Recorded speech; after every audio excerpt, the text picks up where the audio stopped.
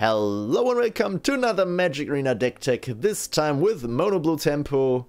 This deck has already been a pretty mainstay with Guilds of Ravnica, and now with the addition of Terramanda, it's just just as omnipresent, I guess. It's been played at the Mythic Championship to good finishes, and it's all over the ladder. So let's have a look at the deck. Let's switch this around. So no, this is still better. I really wish I could pull this up. Yeah, the deck consists of a core that's basically 4 Storm Tamers, 4 Curious Obsession, 4 Terramanda, 4 Opt and 4 Maverick Trickster, as well as normally 4 Tempest Djinn. But since I am lacking rare wildcards, I have substituted with the Swings of Foresight. It's still a pretty cool card if you have it in your opening hand, since you can scry for 3 and then kind of plan ahead a little bit. So it's okay, it's not the worst substitute. As well as 4 Wither's Retort and a mixture of Dive Down, Chart a Course, and sometimes 4, sometimes 2. I've settled for 3 Mistcloak Herald, as well as an Essence Capture for another counterspell against creatures to put a counter on our flyers or the non-blockables. There's also 3 Spell Pierce that you didn't see because it didn't scroll down. Those are also pretty important to the deck, since they protect the deck. As in the name, this is a tempo deck, so we don't want to go long. We want to put a threat on the field as early as possible, hence the many 1-drop creatures. Then on turn 2, put a Curious Obsession on one of them, have a Spell Pierce open to counter removal or the Dive Down to protect the creatures, and then basically attack each turn, draw 2 cards, draw our counter spells, draw our more card draw and more creatures protection and whatnot, and basically win the game in a few turns while keeping our opponent shut out of the game. Still, we can go a little bit longer, since we have a lot of inevitability with the flyers, the Herald can't be blocked, and a Tempest Djinn with a lot of islands. Really good, since we only play islands, so a little bit of a late game threat as well. For the sideboard, we go to this view. We have another Spell Pierce, Disdainful Stroke and Negate, as well as Ascanta against the control matchups, a Search Mare against the aggressive matchup, since it can block pretty good and then attack for 4 if we have the mana open. Also, we can discard and draw, so we get the bad cards out of our hand and take something good. The Deep Freeze is something against cards like Teferi or Lyra, which we normally can't handle, but with this we just make them a 0/4 defender that can't do stuff anymore. Exclusion Mage against creature focus decks in the mirror as well, since it gets rid of the obsession, and Entrancing Melody against the go white decks with mono white or white with the blue splash. There have been a few decks in the Mythic Championship that ran one of those main board and up to 3 in the sideboard, so if you tend to see a lot of mono white on the ladder, you might want to switch those in and put the sideboard, fill the sideboard with those as well, but again, missing the rest for me. So we are going to play this in ranked mono blue, so let's go and have a look at how we can play. Just wanted to give you a little bit of a feeling how this deck works. So just going to go for best of 1. Sideboarding and stuff will as ever be gone over in detail with the best of 3 videos that I'm about to do. This hand is okay. We have a Terramanda and an Opt. The thing is, we don't have anything going with this. This is a hand I would love if I had a little bit more experience with this deck. I've played it a bit, but not entirely enough to know all the finer details. Like, should I keep this hand or try and go for another one that has a Terramanda and a Curious Obsession? And a Fanatic Firebrand, so good thing we didn't play the Terrander on turn 1 because it would have died. So again, Curious Obsession is a nice, no, not Curious Obsession, yeah, as well. One drop into Curious Obsession is basically the best thing you can and want to do. But a one drop into Attack and Charter Course is good as well, so might as well. Okay, no, we don't want another land. We want something. No, we don't want another land. I just told you. God damn it. Well, anyway. Now we have to try and yeah, go for the blocks and stuff. So we're going to block the Firebrand with the Trickster. Yes, going to take another 2 damage.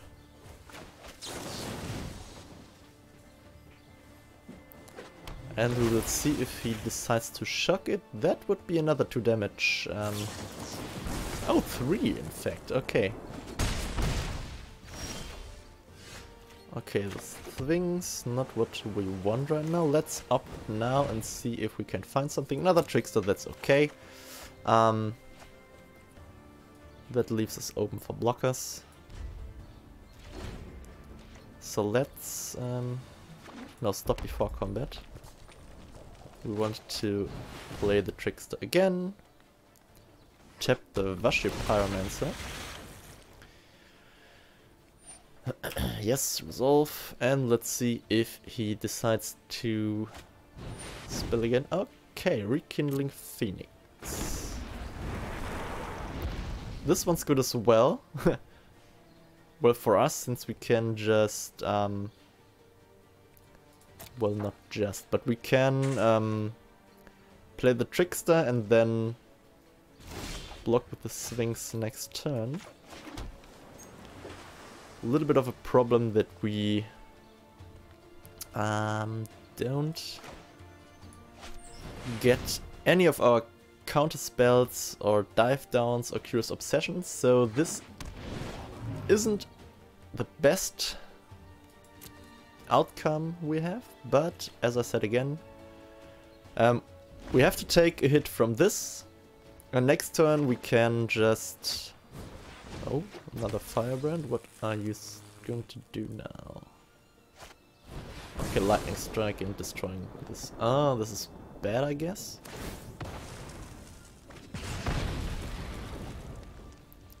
But still fun. We're going to take 6 now, going to block the Firebrand. Okay, not blocking the Firebrand. The other problem is that...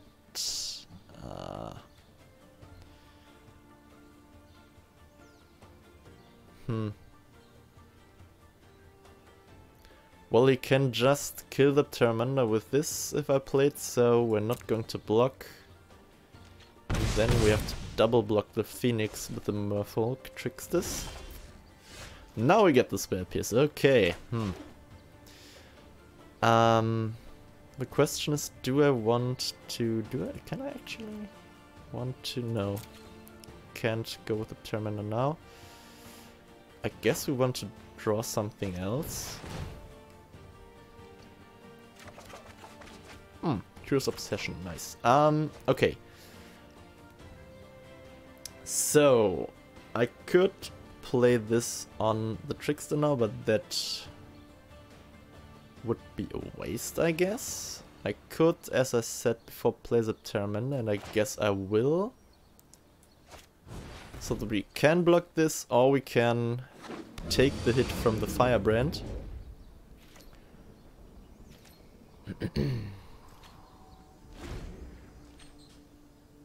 Or block the Pyromancer, so let's see what he's going to do. He is going to... attack with everything? Question mark? No, only the Pyromancer. Okay. Pyromancer and Phoenix. So, we are going to play the Trickster.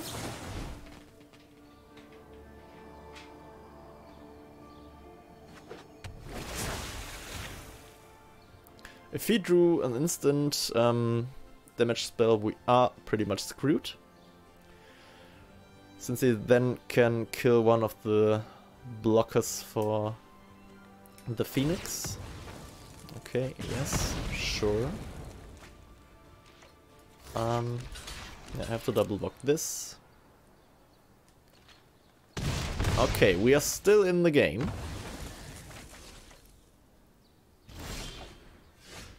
And we can play this. And this. We're not going to play the Obsession just yet, because we want to keep this up to counter any spell that gets flung at our face or into the Tempest Djinn. Okay, that's nice. So we are going to make this even bigger and attack with this. Draw another card, hopefully a creature that we can block with. Okay, an opt is okay as well. No, we don't want a land, we want to find something good. That's a land. Yeah, let's keep that in our hand. For now, no need to play that. Keep the mystery up. And he's drawing lands. That's good for us. Dive down. Nice. Just what we wanted. Play another land. Attack with this now. And if he doesn't have anything, we won, which is very nice. Secures Obsession, not really helpful now. Also, you always want to play this if you attacked, since you don't want to be stupid and play this on a creature, didn't attack this turn and then just gets sacrificed automatically. Yeah, so that was pretty nice. Had a rather bad start, but yeah, he drew only lands, but I guess it wouldn't have really mattered, since we were pretty much set on defenses as well, with the Siren Storm Tamer and the dive down, so wasn't really in any danger of losing this. Let's see again. Yeah, this gets mulliganed for sure. We have the Curious Obsessions, but we need a 1-drop as well. This is what we call a nice hand. We have the Storm Tamer turn 1, the Curious Obsession with Spell Pierce backup turn 2, and a Wizard's Retort, which is actually a pretty nice synergy, since the Siren Storm Tamer and the let's just do this now.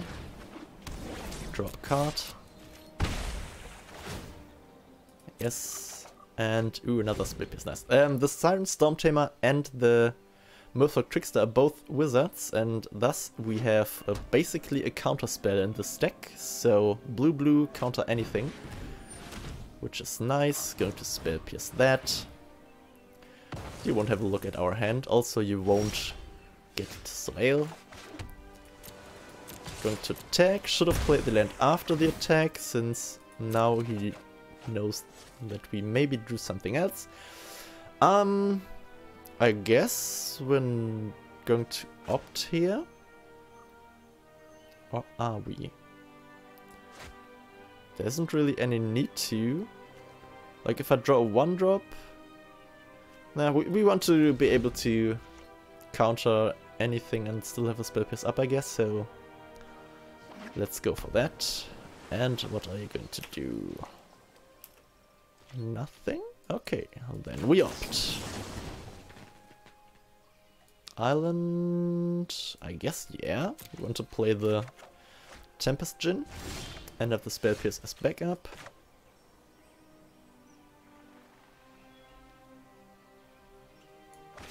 Though this is something where I'm currently thinking, if he has like a cast down, for example, then the Tempest Djinn dies and I can't do something. So we could chart a course now, draw 2 cards and then still have the Wizard's Retort up, which I think is the better play now, and then try the Tempest Djinn next turn with some more counter magic backup. Right now it would have attacked for 2 anyway, for 4 anyway, so that's not that much faster, I guess. A Thought Erasure.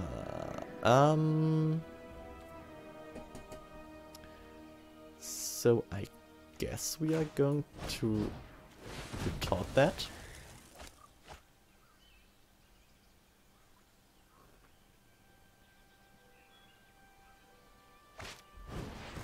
Okay, sure. Search for a Skunter is fine. And yeah, we're going to check first this time. Thinking about the island only when we have the Tempest Djinn on the field. Dive down, nice. Play the Tempest Djinn, play the island, and turn. Sure thing, do whatever. Counterspell, you don't want that. You want to have something to kill us, but yeah, nothing you can do. We have still a lot of spell pierce in hand, and he suspected that, I assume, so really nice. Yep, claim that, play another one. Going for a third, and I guess then that will be enough to show how the deck works from a basic standpoint. Like playing the flyers, putting obsession on them and protecting them. This is fine as well. We have a Storm Tamer and a Herald. We have Opt to find something, a Spell Pierce to protect stuff. So we are going to play this. Storm Tamer is much more important. Okay, oh, wow. Okay. Drew the Curious Obsession. That was pretty lucky. So going to attack with this. Spell Pierce still up, and it's going to stay that way. Tempest Djinn, nice. So we are pretty much set up for our next few turns. Yeah, cast down, I don't think so. Attack first. Another 2 damage and another card. Take action, another island, going to play that. Playing the Storm Tamer to protect the Herald again. And then end our turn. Okay, what are you doing? Sure, do that. If you draw lands, whatever. That goes into the bin, I assume, and that stays on top to get under us. Okay, Spell Pierce is good. We want to draw that. So let's go for the second one as well. And another dive down. Well, a dive down, which is also nice. So we oh wow, 2 dive downs. Yeah, let's just attack with both. Herald can't be blocked. Storm Tamer is flying. Maybe we can draw Wizard's Retort or something. No, just this. And we have Dive Down, we have Spell Pierce, we have Storm Tamer. I see no reason why we shouldn't play the Tempest Djinn now. So let's just end the turn. And see what he's going to do.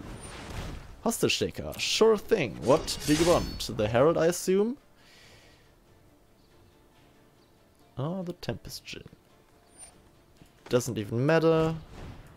We have Dive Down in hand and also could have used the Storm Tamer. And with this I think he's going to give up. Okay, not yet. So we're going to play the island first since it buffs the Djinn's attack. Go all in with the attacks. We're still at 20, he's at 5 and we're drawing another card and he gives up, yeah. Next turn he could have played the Crisis, but we would have dealt enough damage anyway. Or rather, it wouldn't really have mattered, since he would have had to jump block the Djinn, and yeah. Another win in the books, quick 3-0, so Mono Blue really strong.